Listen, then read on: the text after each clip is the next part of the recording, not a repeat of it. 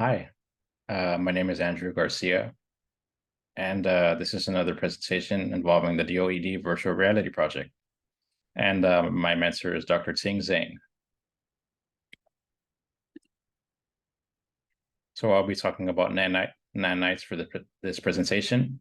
And a nanite is a dynamic geometry optimization tool that allows for high complexity models to be created with an Unreal Engine 5 without sacrificing too much performance. And it works like magic. So this image is an example of that. Very realistic and very detailed, and it's been created using this technology, nanites. So more nanites information.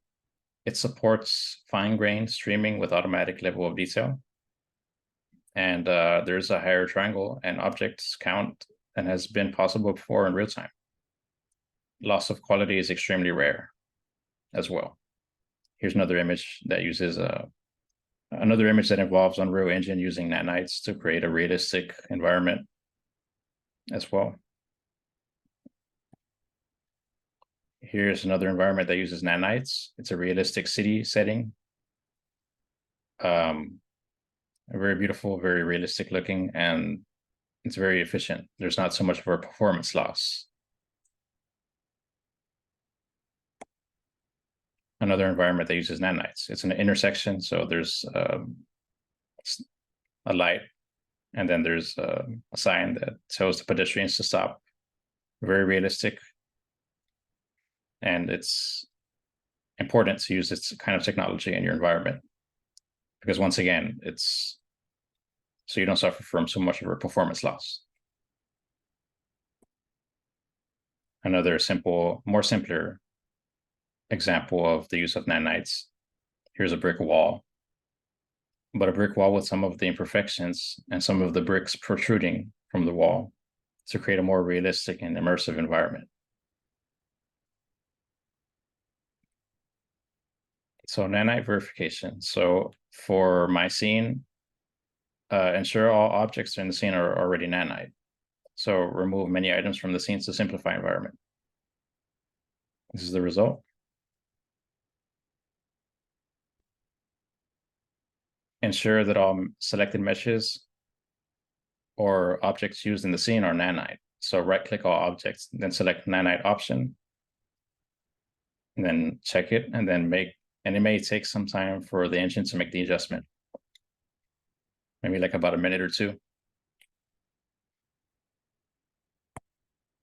So for skeletal meshes, they cannot be nanite.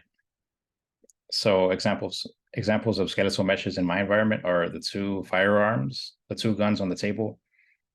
Those are skeletal meshes, so they cannot be nanite, unfortunately. One way to verify this is by enabling nanite visualization using triangles. And as you can see in this image right here, everything's visualized using triangles except for the firearms on the table, the weapons on the table. So yeah. For aggregate geometry, geometry involving many disjointed parts that become a volume in the distance.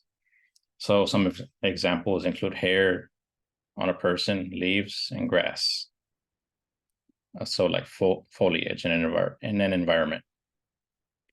And nanite is more likely to determine it cannot reduce aggregate geometry nearly as aggressively as it would typical solid surfaces, thus resulting in more triangles being drawn for the same number of pixels covered. So here's an image of hair that could be rendered in Unreal Engine. An image of leaves, and an image of grass, some of the potential examples of aggregate geometry. So foliage. This feature is still considered to be in the beta stages for Unreal Engine 5. So in some cases, you could use it at your own risk. Recommendations for using foliage assets with nanite, use preserve area enabled in the static mesh editor, and use geometry instead of masked cards. And this is an example of the foliage feature. Very detailed, very very dense. Okay. Nanite override material, available on materials and material instances. Nanite enabled meshes that have these instances assigned will use the referenced Nanite override material instead. Here's an example of that. A menu right here describing some of the override material features.